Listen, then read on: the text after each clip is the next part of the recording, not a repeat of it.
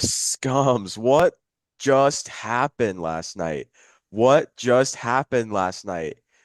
We thought we were done. We thought we were out. We thought we were cooked after the UVA game. But some way, somehow, little old Duke is making their road trip back to Charlotte. We are in the ACC Championship game for the second time ever and the first time since 2013. We have a chance to win our first conference title since 1989, which coincidentally we split with UVA, who will be playing this weekend. Noah, vibes, Hey, all you time know, high. I'll start out with this. I'm as hypocrite. I'm not as critical of this team as anyone will find, and but also I'll celebrate and celebrate the highs and the lows too. And man, oh man, last night get home around 10 o'clock back to Charlotte. I didn't want to turn the game on, man. I didn't want to turn Cal SMU on because I checked our Twitter group chat and all I saw was everybody losing their minds. And I'm like, man, we never get this. Something bad's gonna happen. Don't get my hopes up. And then sure as shit, I turn the game on and I don't get to see the part where Cal goes up by 17 points and it's like a lock that Cal's going to win. I see the SMU comeback and I'm like, this is so Duke, man. This is the Dukest thing to ever happen. But Right then there. the Cal Golden Bears bear fucking down. I don't know if like me and Tyler shared some sort of like spirit with Ron Rivera at media days when we took that photo, but I felt one with the Calgorithm last night. And damn, if it don't feel good to be back in the ACC championship. The last time we were there, we were in junior high and middle school. Like Yeah, my parents didn't even let me have a laptop when I was 12, much less think about ever having a podcast or something. My biggest concern each week was having to drive 4 hours to Durham this time, all yeah. those years ago. And I mean, like thinking back to how I felt, as a kid and like how cool it was then to finally, have something to brag about at school. It's like, man, it's even cooler to be able to go into work on Monday and, hang out above everybody's head that the little old Duke Blue Devils are heading back to Charlotte for this second time in 15-ish years total. So As crazy as we're it is, we are going back to Charlotte, and it feels good to get to wear the Duke stuff around, especially like with me living in the Triangle area. You see a lot of, especially a lot of state fans, but a lot of Carolina fans, as I'm sure you do know, I see a lot of Carolina fans down that way. It's just, it feels good to kind of flaunt it at them a little bit, and it's a good feeling. But before getting into that, and we will get into that, the breakdowns, predictions, all that stuff, the tiebreaker stuff, because I'm sure a lot of you guys want to know how that works. We do have to get into the Wake Forest game first. Um, Duke makes a statement win over the Wake Forest Demon Deacons, winning 49 to 32. Uh, really a good game all around. And hanging 49 points on any conference opponent is a big deal. And I think with how many points Duke has been putting up this season, it's kind of easy now to kind of take 49 points for granted, but like that's basically 50 points on a good Wake Forest team. yeah, That's nothing to like take lightly. That's a big deal. absolutely. And that was one thing, and we kind of saw it uptick a little bit against UNC, but some of our defensive woes, they definitely still exist, and we're still actively getting some things fixed. But there's a certain group of some of these young guys that are playing with a lot more intensity than they did against UVA. Makai Jones for one. He's been and Pelachata. These guys have been really, really flying around to the ball. And you've started to see guys like Kamari and Deshaun kind of round their games out a little bit more and kind of pick it up. Kamari, not as much of the pass game, but I'll give him flowers. His run game stopping has been much better as well. And I think Deshaun's doing a great job finally starting to pick up on some of the things Terry Moore was so good at. So to see Duke, score all those points like we had been all year was great. But to finally, get a well-rounded defensive performance at the same time was a beautiful sight. Wally Wade made that Yeah. cold weather worth it. like you're talking about, dude, well-rounded is a good way to put it. Because if you look at the stats on the defense, there wasn't any one guy that had like all the tackles. It wasn't like one guy with 17 tackles and everybody else like up under 10. It was pretty spread out. Luke Mergat had 8 tackles, Francois had 6. Robinson, Weaver, and Green all had 5. Chandler Rivers, Kendall Johnson, and Deshaun Stone all had 4. Mekhi Jones had a sack, had a couple guys combined for a sack. So again, really spread out, um, across the defense and really kind of holding what's been this year a good Wake Forest team at bay. We did give up 468 yards on defense, but if anything, that was kind of like the 2024 Duke style philosophy of bend, don't break. Yeah, we give up a Yep. lot of yards, but we didn't give up, too many points, and we still hold on and got the win.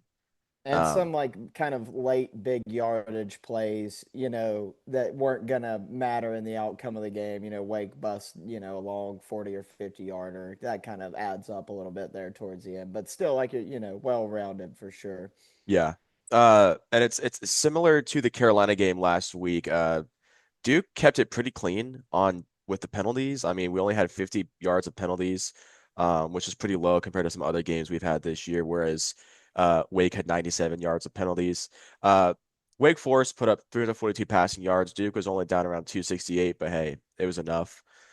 Wake had 126 rushing yards. Duke had 110. Uh, Looking at some of the top performers, Mensa was 24-35, which was a solid performance. 268 yards and 2 TDs, which, by the way, speaking of passing touchdowns, uh, Darian Mensah broke Malik Murphy's record of most passing touchdowns in a single season by a Duke quarterback. The record was 26, and I believe now Darian is sitting at 28. So, Darian, congratulations. That's no small feat. We knew you could do it. I did see a comment in a Facebook group last night under a post about Oh that, God. and somebody was like, "Good, now we can move on from Malik." I was like, are people still talking about Malik Murphy? It's like we were some of the biggest Malik Murphy homers last year, and we don't talk about Malik Murphy anymore. Yep. Thankful for what he did. Happy that, I mean, we could have went 0 and 12 last year. We went 9 and 3. I'm certainly not going to complain, but I'm not going to sit and harbor on him for the rest of my life. You know what I mean? No. Uh, But yeah, that's so funny. That's so Duke Facebook. That's our new segment. That's so Duke Facebook. yeah. Uh, Message board morons or uh social media spaz or something. I don't know. But Nate Shepard, 2 rushing touchdowns, and he tied and then set the Duke freshman rushing touchdown record with 9. I forget who they said the record holder was. Um, it was somebody, it wasn't it Jalay Duncan, was it? I think it's Sean Wilson, I Might have been believe. Sean Wilson. Yeah, he pretty much had all of our true freshman running back records because he was about the only dude we had that year Yeah. because all like three of the stable dudes, Jalay, Shaq, Sneed, all those guys graduated at the same time, and Oh Duke was like, God. "Oh shit, yeah, It's we've got like, this guy at Hud Mellencamp." yeah, it's like losing like Ozzie Nicholas and Ryan Smith, Cam Bergeron, and Alex Howard all in one year too. Anderson Castle, 2 rushing touchdowns himself. Big guy's been eating all year long. He's been an absolute thrill to watch this year. Samir Hagan's had a receiving touchdown. Really happy to see him get that on senior night. I think Samir, through some ups and downs, he's been a great Blue Devil on and off the field. So really happy to see him get that. He almost broke that kick return for a touchdown.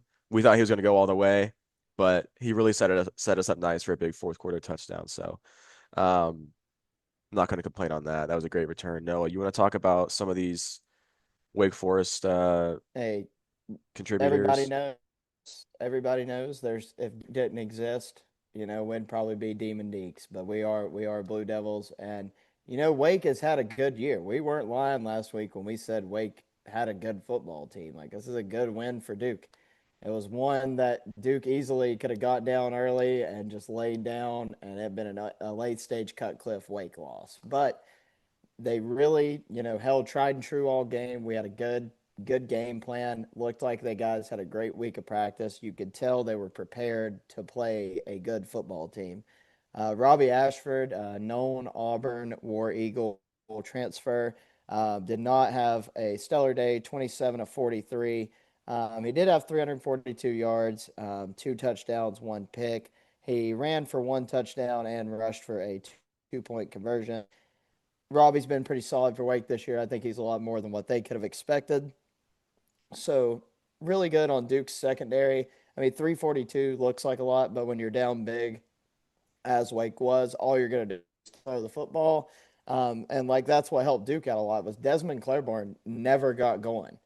24 never got going once. And he is an impact football player. When you take these impact players out of the games, and I hate to say it, but like what teams have done to Duke with like Nate Shepard, taking him out of the game or making Mensa move out of the pocket and kind of, forcing him to, play uncomfortably. Duke has lost games like this by losing their superstar kind of power. And the same thing happened to Wake yesterday. And, it's a recipe for success, and it was great to see. Sawyer Racanelli, future transfer portal player, 7 catches, 123 for one touchdown. We'd love to see you in Durham, buddy. We'd love to see you. So Come to Duke, keep us bruh. in mind. Yeah, we Scum's NIL deal includes one Tobacco Road Cafe gift card. Oh yeah. It is expired, but just sweet talk them. It is used. There's about 38 cents left on that. We pay for two spinach dips with that. So But yeah, I mean, this game brings Duke's regular season record to 7-5, and 6-2 in the ACC, while Wake Forest falls to eight. Well, I don't want to say falls to 8-4 because that's a damn good record, especially for Wake Forest. But it puts Wake at yeah, 8-4 and 4-4 in the ACC. On the topic of the ACC, we're gonna give you guys what the final ACC picture looks like, the final conference rankings, and where everybody finished up. Top two teams are Virginia, 7-1 in conference, 10-2 overall. They will be playing the Duke Blue Devils in the ACC Championship game. Number two, by way of tiebreaker, it is the Duke Blue Devils at 6-2, followed by Miami, Georgia Tech, and Pitt and SMU all at 6-2. Louisville's at 4-4, Wake's at 4-4, NC State down at 4-4, and then the 10th place position, the California Golden Bears, 4-4, 7-5. God bless the Cal Golden Bears. God God bless bless Ron them. Rivera. God bless that stadium. God bless Berkeley, all of it. I mean, we all liked and appreciated Cal before this happened. Oh yeah, But we were after huge them, Cal homers, really. yeah, after they put us in this championship game, is I owe Cal and their fans so much. So we appreciate you guys. Uh, we gotta mention though, all the way down at 14 out of 17, the lowly North Carolina Tar Heel that's 2-6 in the conference. Ooh, 4-8 on the year. Florida State 2-6, 5-7 on the year. Stanford finished with more conference wins this year than Florida State and Carolina. Go Card, that's go Card. crazy. Andrew Luck and Ron Rivera have our West Coast counterparts out there brewing something special. We're gonna the forces of the Pac-12 after dark and coastal chaos are we are combining into one right now. So that's like I mean it's a crazy year for the ACC. I have our preseason predictions from media days. I'll have to get those pulled up and posted on X sometime this week because it's going to be embarrassing for the votes we put in. But it's cool to own your mistakes. We definitely missed some this year.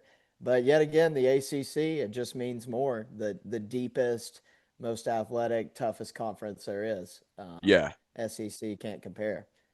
I think we should do the mailbag before talking about the championship game if you're cool with that. Yeah, I was thinking the same thing. Cool. All right. Well, again, like I say every week, thank you guys for participating in the mailbag. We appreciate you guys. It means a lot to us that you guys care, want to hear what we have to say and get your thoughts out. So, without further ado, we're gonna dive into the mailbag here.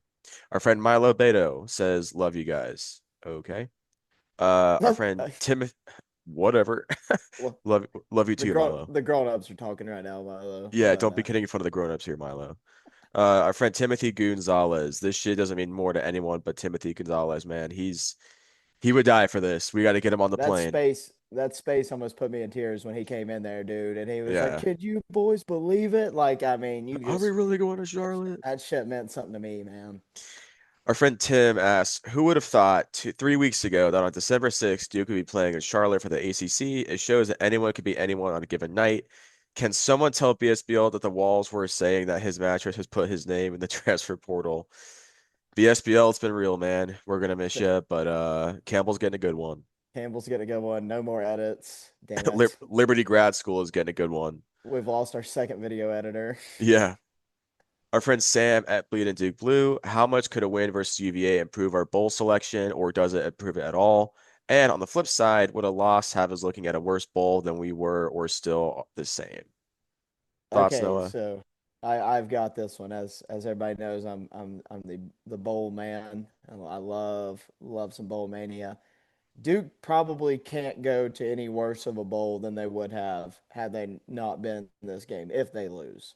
I mean, it doesn't get much worse than like the Fenway or the Quick Lane or the first responder. It's pretty much just location when you're talking about places like that. Um, I looked it up today. I read a bunch of bylaws for the ACC, like how the bowl games fall. The ACC championship runner up goes to the next highest bowl game that's not the Orange Bowl, if the Orange Bowl is a New Year's Six Bowl that year for the playoffs, like if it's a playoff bowl game. So this year, the Orange Bowl is in that. So there's a world where Duke is pretty much like a lock for like the Pop Tart or the Holiday, one of the top two bowls, maybe the Gator again. I don't know if they would back to back us like that, but the Pop Tart seems like one of the most from everything you see online and like Google about how like the actual inner workings of the bowl fallout is by the rule book, which is what got Duke here. Is like that should get Duke to the Pop Tart Bowl, which I mean, there ain't nothing we want more. I mean, if we're gonna have a year where we go 7-5, make the ACC championship, win it, don't make the playoff, and go to a Pop Tart Bowl, you can't dream up a more scumbag that's so Duke football season ever, ever. Absolutely. Ugh, that would be the epitome of that's so Duke in a good way, actually. Yeah, oh yeah, way better than what we were looking at, 24 hours ago at this Oh point. yeah. Our friend Jacob Ross just says, "What a time to be alive for us Duke fans." Couldn't agree more. Yep. Bentley Weeks asks, one, have we ever been this up? Two, what positives have you seen from Duke recently to help us win this game, especially on the defense? Uh, have we ever been this up? With the exception of like 2 years? No. This truly is like already like just because we're in the ACC title game, like top five Duke seasons, at least in the last 65 years. Um, as far as positives, I think the defense, I mean, has improved. Uh, I think the D line is maybe getting a little more pressure and hurries on the quarterbacks now. At least they were against the UNC. I think that, I mean, we have so many young people on the defense. We have what I think Manny said in his press conference that we had like three true freshmen. Yeah, in the Uh, secondary only. yeah, in the secondary alone. And I think the more they play, the better they get, and the more mature in season they get. So with every game, they're getting better. Still a lot of that soft zone nonsense that I'm not a huge fan of, but I don't know. I think that our team getting more and more reps, and also the fact that we've already seen UVA, we know what to work on and build on. It's a lot harder to beat a team twice. So we'll see what happens. Yeah, the issue with are we improving drastically enough to make the like to for it to be enough for us to beat UVA because based off the first matchup, drastic is not going to be enough. I mean, like everything, every A single lot thing, better. yeah, has to be just completely 180'd. There wasn't much to build off of looking at that football game other than, in the second half, they showed a little bit of fight in them, even though they knew they would win a game. Um, the defense, the secondary, the pass coverage is, I mean, they are young, but still, we're getting burnt really bad on third downs. They know where to look and they know where to throw the ball to on the football field. Opposing teams have, and Morris is a good QB. But I do think, like Eli was kind of saying, our defensive line is starting to, stunt a little bit more. We're starting to pick up our blitz packages a little bit more with Margot. Kendall Johnson being back helps that. He's not necessarily the biggest pass coverage linebacker, but he is a great run stopper and a really good blitzer. So I think that's helping the D line, taking some of the stress off them. And if we can get to Morris more in that capacity, you'll see a much more complete game out of Duke. Astute observations. Our friend Big Papa RV asks, how important is winning the state the past 2 years? Sorry, how important has it been in recruiting and any direct evidence of its benefit? Um, Yeah, I mean, so like the thing for me is I don't want to put words in any of the recruiters' mouths or coaches' mouths because unless you're them, you're never going to know what these pitches are.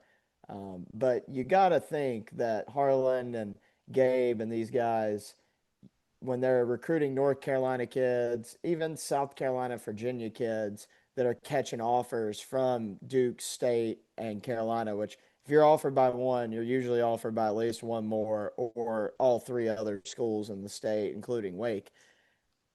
Beating those teams consistently, you could implement that into a recruit's mind. They're like, hey, we've been putting belt on these guys, and here's why though. Here's what we're doing to be better than all these guys.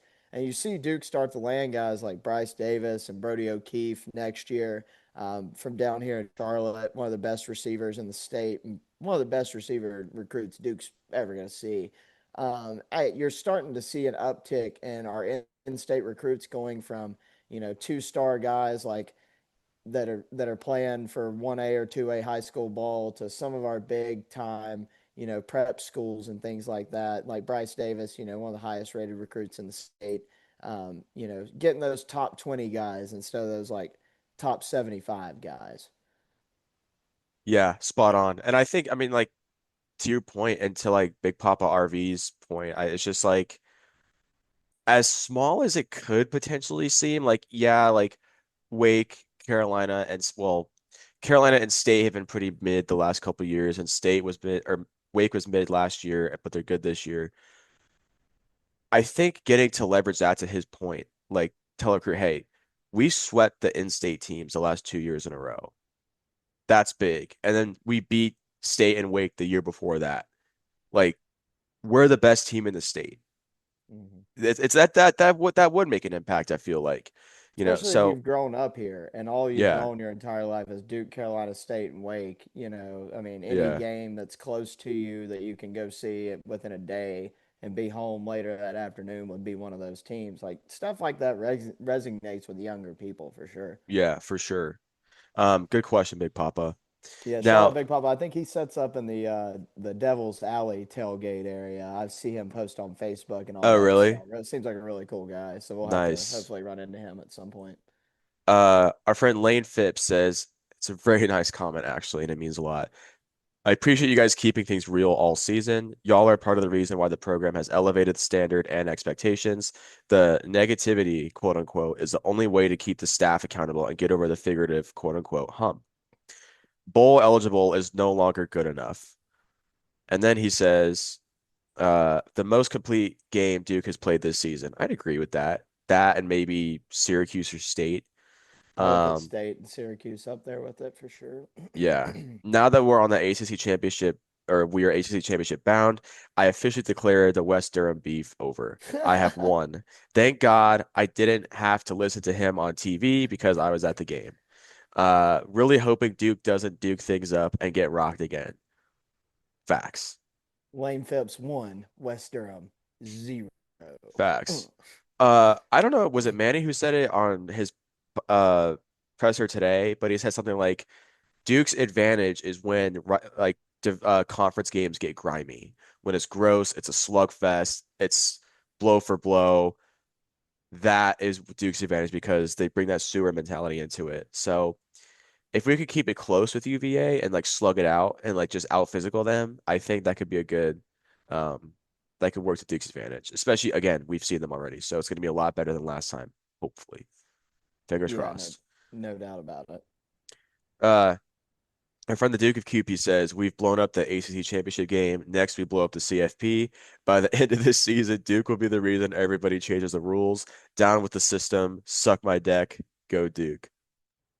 Hell yeah. Shout out Duke of QP, man. He's a great dude and a huge supporter of the Scums. But he would die for this shit too. I mean, he messaged us earlier. We're gonna get to meet him this weekend, which is Oh so my dope. We God. haven't got to do that yet, so amped for that. Amped to tailgate with him a little bit.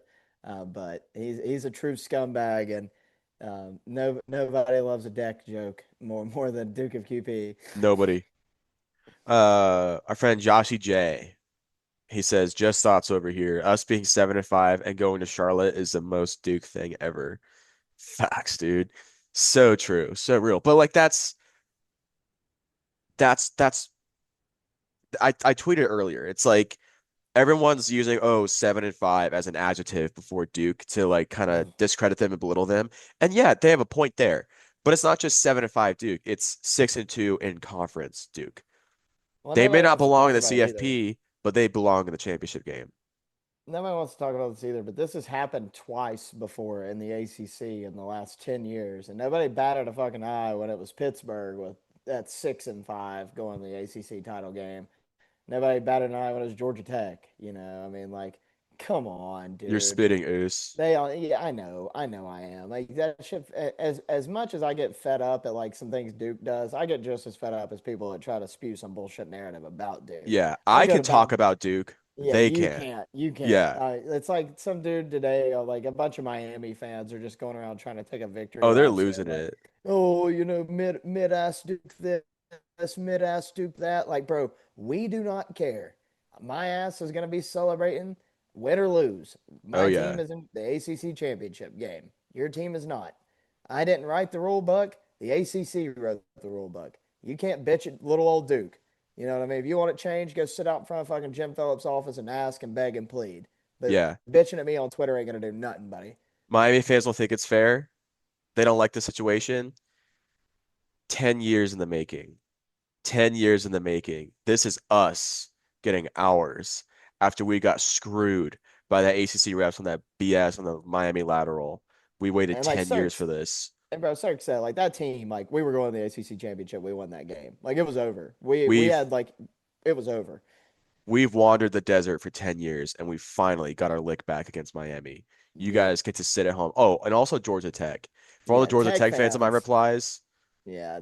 enjoy it from the couch. Win or lose for us, your Linsanity run is over. Yeah, unless you're Haynes King defender, I do not come bothered talking sports to me because I've learned that Georgia Tech fans are inept and incapable of handling any sort of ball knowledge conversation when it comes to just overall just facet of the game. It's Yeah. just insane to me. Yeah. Like whoever runs that Tech Man account is an idiot. It's bad. It's just like their whole Twitter base is just like a bunch of geek machines. It's just Hmm. oh God, what a loser that guy is. Oh God. Uh anyway, our friend Rook to TD Checkmate says, given the bigger picture, how much should Duke fans be sympathizing with the ACC Doomers?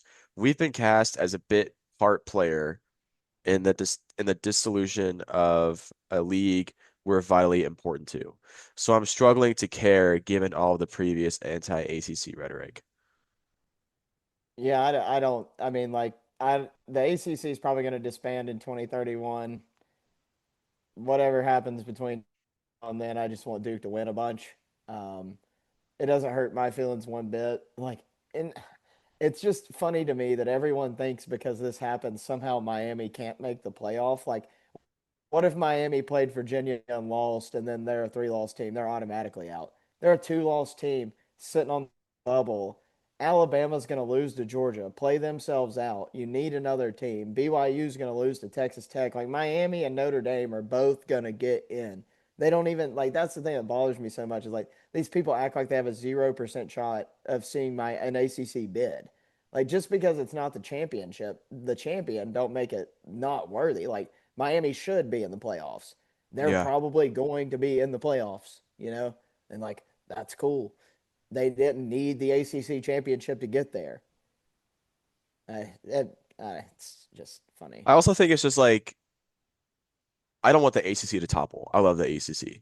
But if it's probably going to disband or like just fall apart in the next decade or whenever it does happen, this whole thing with Duke, sorry, dude, I've been holding in a sneeze for like 5 minutes.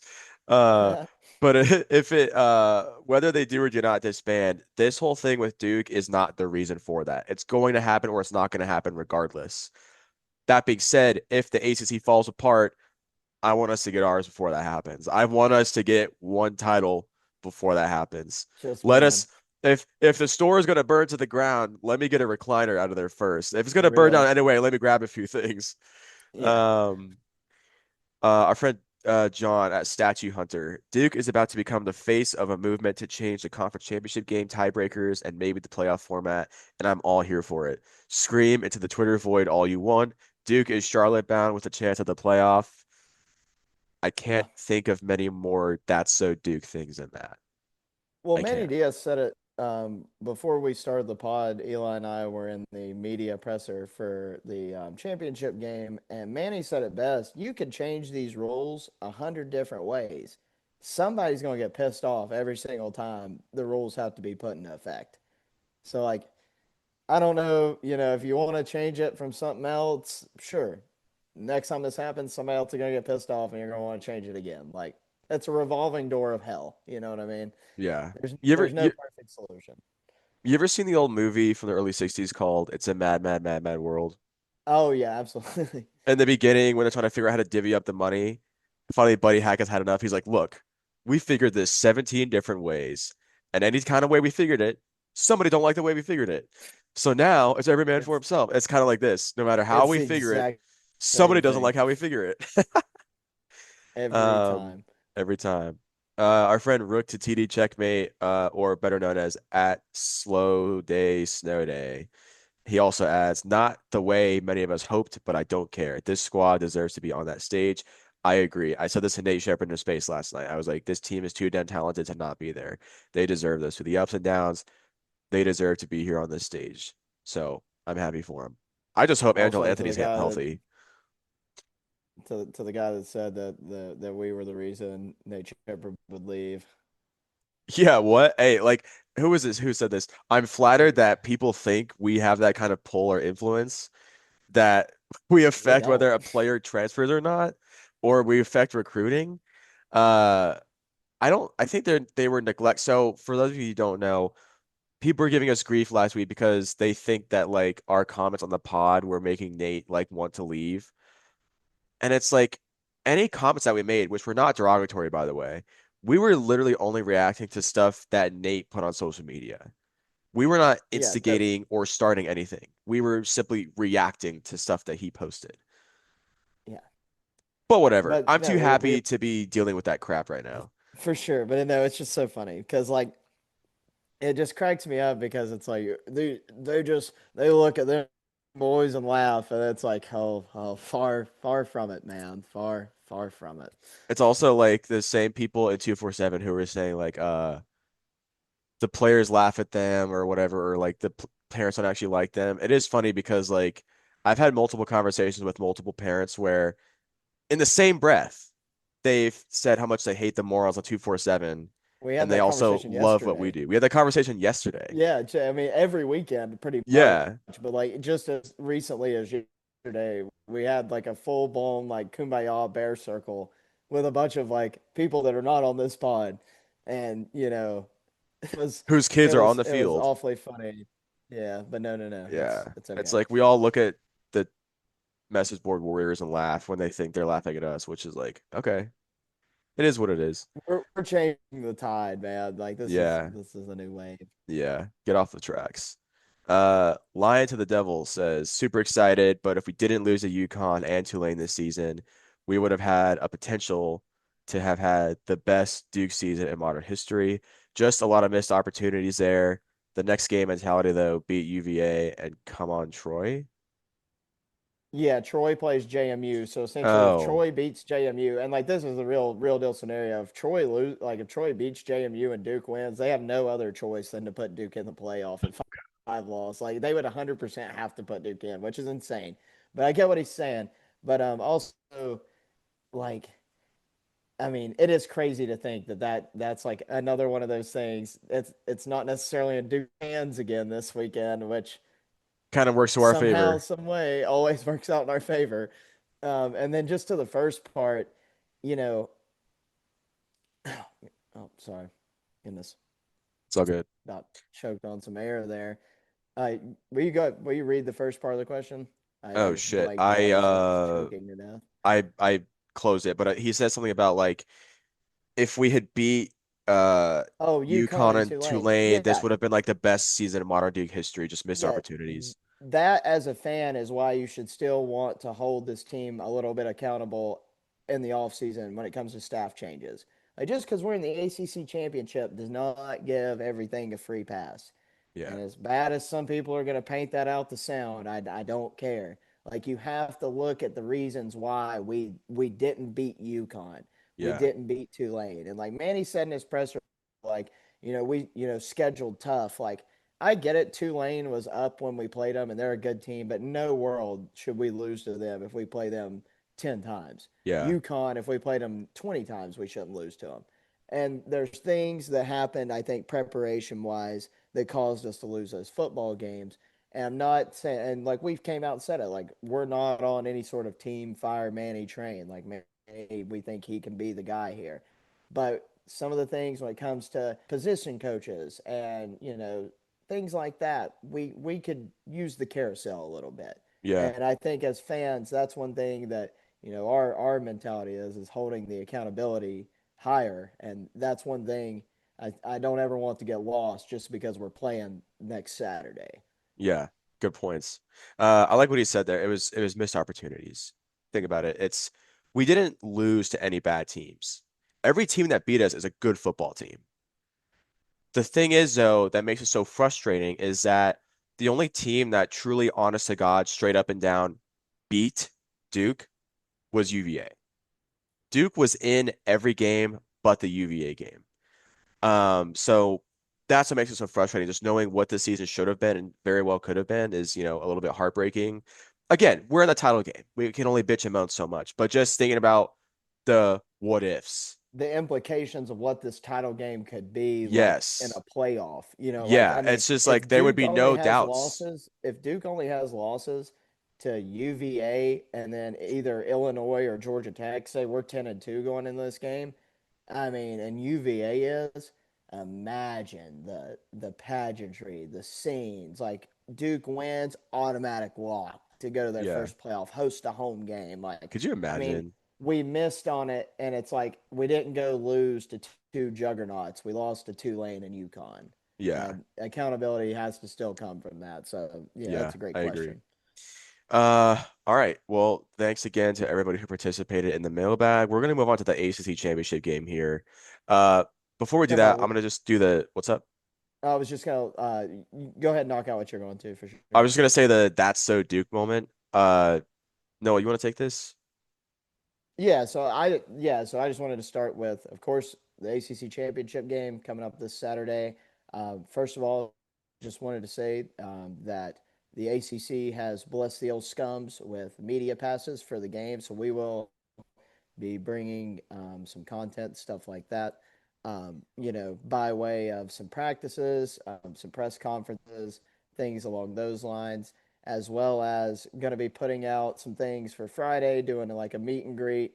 As most of y'all know, I live down in Charlotte, so probably do like a little scums meet and greet at the bar Friday night, hang out, get as many Duke people as we can together to show that we do have football fans and the people are amped up and ready to be there for this I'm game. excited, dude. So yeah, and stay tuned for that throughout the week and stuff. But as well, we're just real blessed and thankful. Without you guys, without the platform views and all the retweets and follows and shares you guys give us, we wouldn't be able to go do this and provide this kind of stuff. And it's huge for us because I mean it's it's very cool. We got approved to cover the ACC championship game regardless of who was playing, but for it to be Duke and the first one we ever do as the Scums, like It's so it sweet. feels poetic in a way, and it really does mean something to us. And we're not the sappiest group of dudes in the world, but we do appreciate it a lot, and all the support and just everybody coming up and just telling us anytime they see us how much they love the pod, and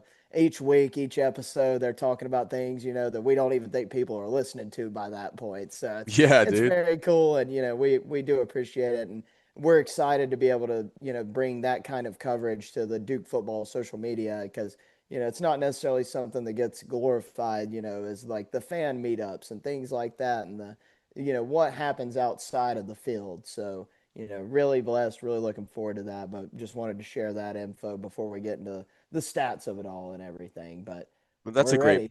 that's a great point, Noah. It's I was very blessed to have been asked to join this pod after a few months after it was created. I've been there since the beginning, essentially, but I wasn't there when it was founded. So I'm very blessed to be here, and like I'm happy to see where it is today. We all play a very unique and important role. But it's given us a lot of blessings, making a lot of great friends, and like, people care what we have to say, and growing a network, and you know, like you said, having people come up to us at Wallace Wade every week and talk about the pod or get recognized for better or worse. It's always fun. Um, and the bonds that we've made with other friends and then like parents, players, it's been a lot. So, appreciate you guys. Looking forward to seeing you guys in Charlotte. Come say hey to us. Come hang out if you see us. Uh, yeah, that's so Duke moment though. Before we get into the championship game, uh, do you want to take this or Yeah, and we kind of touched on it earlier, but we got to reiterate it. This is the that's so Duke moment of our lifetimes to happening, end right? all that It's, so Duke I moments? mean, every that's so Duke moment from here on out will never live up to this. We're 7-5. We are going to the ACC Championship. We have the same conference record as four other teams that all have a much better record than 7-5. But little old Duke gets to go play in Charlotte off of the fact that the ACC teams we beat had a better record than the ACC teams they beat. So everybody that said Duke was ducking competition because they didn't play Pitt and all that shit, it's like, well, the numbers don't lie. We played better record teams or else we wouldn't be there. If we would have played Pitt, it wouldn't have even been close. We'd have been 20 games above the rest of them. But when it comes to that metric, but I find that one very funny. But it's the most that's so Duke thing you could ever come up with in your life. Oh yeah. And we really, and like you said it yesterday, in 2013 we didn't stand a fucking chance to beat Florida State. No, dude. We're a 1.5 point underdog to UVA. Like UVA ain't God, you know what I mean? That Florida State team is pretty close. Yeah, it is UVA it ain't. is close you can get for an ACC team. Yeah. So I mean, it's crazy. That's so Duke is just. I mean, tattoo it on your face at that point. I mean, it is just label it, signed, sealed, delivered. Yep. So the ACC title game, Virginia clinched the spot with a 7-1 conference record. They finished like undisputed best record in the conference. Duke's win over Wake Forest combined with SMU's loss to Cal created a massive five-way tie for second place at 6-2. The tiebreaker rules were applied to Duke, Miami, Georgia Tech, Pitt, and SMU, and Duke ultimately came out on top. There's been a lot of discourse and a lot of like debate over these tiebreaker rules over the last 20 hours or so. But our friend Calvin Chen, who is a Duke student, covers Duke in the media space, does a really great job. He's been a good friend to us.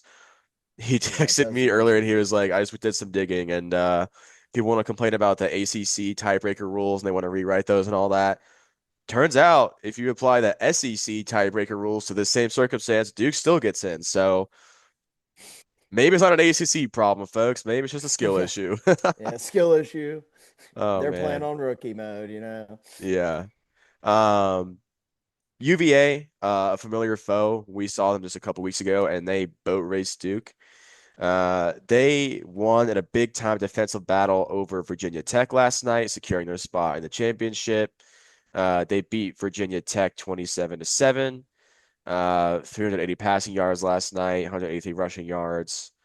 Uh, 25 first downs compared to Virginia Tech's 6, which is ridiculous. Um, VT was 2 of 14 on third down conversions. Not good.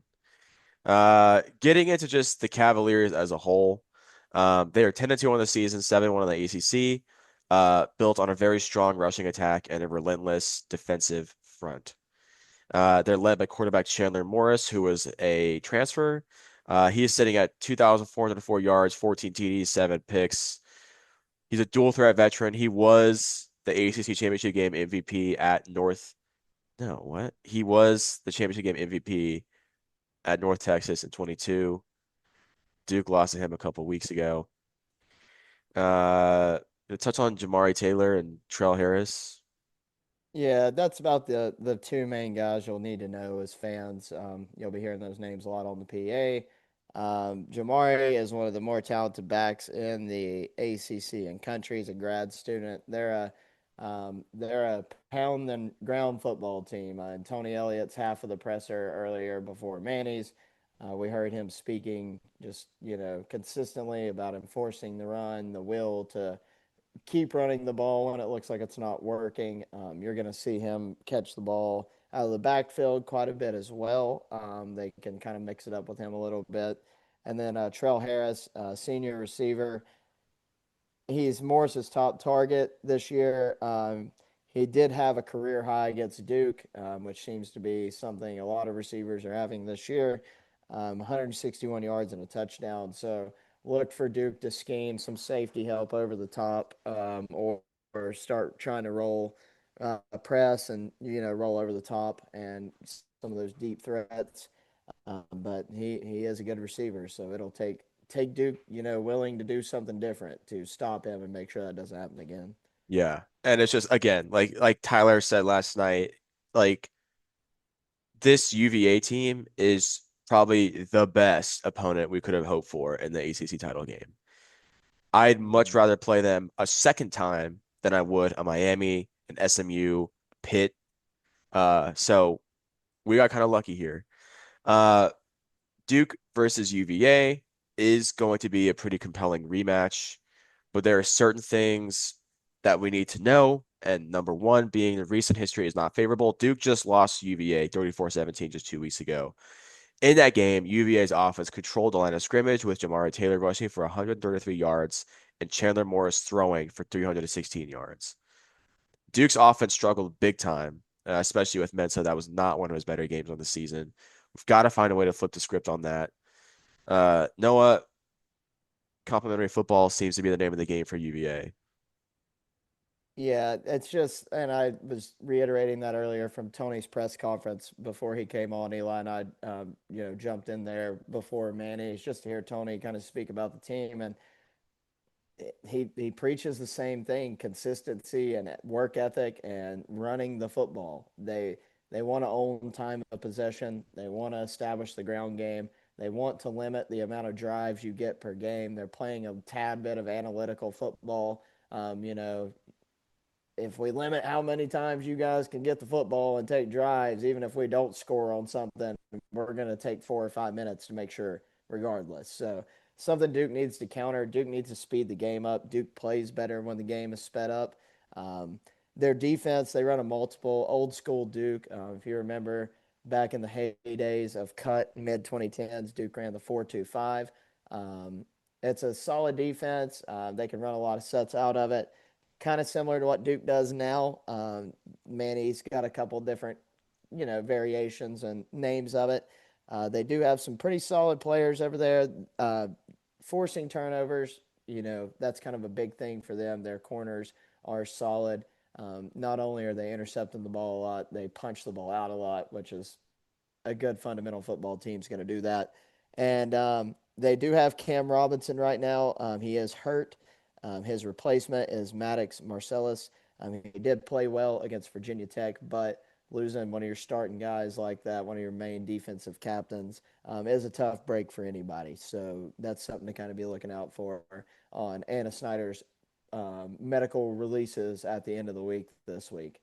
Thank you, Thank Anna. you, They all Anna. said They in sang in unison. unison. Dude, I feel like every time I see her at games, I'm just like I'm gone by that point. And so like the only thing that I can really get out is thank you, Anna. They all said in unison. And she's just She's a good sport about it though. Last but not least, the key matchups for Duke. Duke's O line versus UVA's defensive line. If Duke can protect Mensa this time around and establish the run with Nate Shepard and Anderson Castle, who, like we said, both had multiple rushing touchdowns last night, they can slow down UVA's pass rush. And going off of Duke's O line, with Mensa and the UVA secondary, if Mensa he needs a clean game and a big performance for Duke to thrive. UVA secondary is veteran heavy with transfers like Donovan Platt and Jordan Robertson. Uh, Again, we really need the O line to have a good day on Saturday. Uh, I think the fact that our two top running backs had multiple touchdowns last night and that Mensa also had a good game against a Wake team who, again, is no slouch. Very, very promising for us. I mean, holy shit. Anderson Castle had three touchdowns against UNC last week and two last night, I believe. Well, it's crazy what happens when you consistently When you run the feed your best football. I players. mean, just Yeah. because you go down seven doesn't mean you have to start running three pass plays every single time you come out on the field. Like, Yeah, you can absolutely. get it back by running the football, and Duke has, Yeah. and that's and we were talking about it earlier. Like, when we played UVA the first time, they got down big, abandoned the run game, never stood a chance. We didn't give the offensive linemen a chance to do anything but get their asses beaten past pro. They never got the run block. They were just getting torched. So, Yeah. you want to see them establish that early because that's what develops the pass game for Duke, and it's shown in every game we've won. There's a simple recipe. Establish the run. And again, I think the fact that we have been doing just that the last couple of weeks is very promising. Um, we also have to create turnovers. Duke did, dude, oh my God, a sneeze is coming on again. Holy shit. Here he goes. Duke's defense did force four turnovers last night against Wake Forest, which was huge. We also need, dude, these allergies are You hitting me like a stroking truck, dude. out, dude? Yeah, Uh, mine are screwed from the game, dude. We were uh, talking about it earlier. The chapped lips, the allergies. Sydney's been it's in bed all tough. day. She's sicker than a dog, dude. It's rough. The grind of being a Duke football fan. Yeah. But Duke must force turnovers again if we want to have a shot against UVA. We have to make them play a not clean game. Um, Predictions, our last segment of the week. Uh, Vegas is saying that UVA is going to be a very slight favorite over Duke. The It opening opened at line one at and a half. BetMGM was 2.5. Noah, you're saying it's 1.5 now? Has it moved? It on DraftKings. It opened at one and a half, and stayed there. But a couple of sites had it two and a half. But they're almost all down to one and a half now. Gotcha. The over under is currently at 58.5, which implies that with the favoriting odds, Virginia should be about 30.5 points, Duke 28. Um, I don't I don't know what to think. I Duke is very capable of winning this game. It's just a matter of can we learn from our mistakes the last time around? Has this team grown in the last 3 weeks? Will we show up? Like, I have no doubts that we can put up points and yards on offense. But this UVA team is a very good football team, folks. Their offense ranks better than their defense in some categories, but I mean, their defense is number 3 in the country on opposing teams' third down conversions. They're uh Our top defense is number 25, 130 on that stat. huh? I said our defense is number 130 on that stat. Yeah. Ugh, these And third downs. it's tough. But oh, speaking of which, Duke is number 2 in the country on fourth down conversions. Oh yeah, we for some reason we haven't missed. I mean that one like the Clemson game we were like 7 of 7. That shit was unreal. Yeah. We're playing a obviously a very good UVA team here that ranks, I mean, top 35 in just about everything. So something to keep in mind. Noah, I'm gonna get your thoughts on what your prediction is gonna be here, like, your rationale. Yeah, I mean at this point I'm throwing rationale out the window. It's like this season has been the most unrational thing to ever happen to Duke football. I mean, we're playing in the ACC Championship. We have 5 losses. We lost to UConn. We lost to Tulane. I mean, it's a miracle, but it's awesome. It's so Duke for us to be there. it would be the Dukest thing in the world to win this football game Oh yeah, it would. and be the first ACC champion ever to play in the Pop Tart Bowl. Or Troy would actually win, and then little old Duke would have to like go to A&M or something and play on the road. And Oh my like, God. and God, if that's the prophecy for the Scums and the Duke football universe, let it happen. But I'm gonna take Duke 38, UVA 35, and I'm calling my shot. It's the pride of Cornelius one last time under the lights. It's a hometown game. He's carrying this city on his back for the Oh Southern yeah. Four. Todd Polino, baby. Ah, I Give can't me wait to see Grandma 29 and on the Grandpa walk Polino off. at the Yeah, game, dude. it's gonna rock. Whole family. When they were at Clemson, it was sick. I was like, I'm jumping into yeah, Terry's arms when he hits that game winner. Terry. Uh, I like that.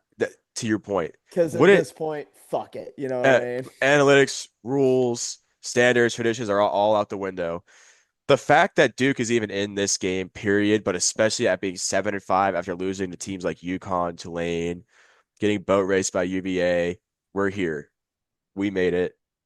Hey, as a very annoying ACC team in the Triangle said a couple years ago, why not us? Why not Duke? Why not the Blue Devils? Like you said, it would be the most Duke thing ever to win this game after being making it in somehow on 7-5, ride that momentum after beating Carolina and a good Wake Forest team. I think we've seen a lot of positives the last couple of weeks that we needed to see. So F it, dude. Duke. Duke's gonna win Oh this yeah, game. I'm gonna fuck call it. it 31-20 Duke. Oh, there you go. 31-20. I Oh feel yeah. good. I feel good. Usually this is when you get hurt, but I don't care. Yeah, I we've feel been good. hurt. There's no getting hurt. I mean, honestly, like, and like I don't want to say this, but if Duke loses, I won't be like too upset. You know what I mean? No. I'm just gonna be like, it was cool to be here, man. Like, Yeah, we're I'm gonna wear the still shirts. I'm still wearing the we're shirts. I'm still the wearing the runner up, lanyards. motherfucker. You I'm know? gonna eat all I can in the press boxes. I'm gonna get warm. Hell yeah, Um, we're gonna be having a blast. But no, I mean, like it's awesome. It's Saturday. I mean, really the whole weekend, man. Friday, like, is it's gonna be great.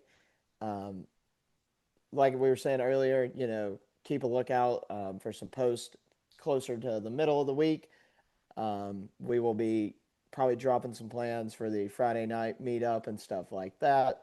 I'm just gonna find a nice open place can accommodate and have enough beer for all of us. yeah, Um, Scums do the food court at Concord Mills. Scums do We're doing fast Firehouse food. subs. But no, probably do South End, something like that for anybody that's familiar with the area. But well, I'll be posting some things about that later in the week. And then, of course, Saturday, we'll be coordinating on the tailgate. I'm sure the Hard Hat guys are going to have some things rolling on that. Usually, any away games or bowl games, that's where you'll find us. So we'll, of course, be posting that info, what lot to be in, things along those lines. And yet again, we're gonna pump out as much coverage and cool stuff as we can, and we're looking forward to what it entails for sure. Yeah, it's gonna be a fun weekend. Win or lose, we're gonna make this count. I want to thank everybody who tuned in, who made it this far into the episode, who continues to support us week in and week out. Remember to please drop a like, comment, subscribe, retweet, whatever you got to do. Share with your friends, family, other Duke fans. It means the world to us to have your support. And yeah, how about this Duke Blue How Devils? about them, boys? DDMF. We'll see you guys in Charlotte.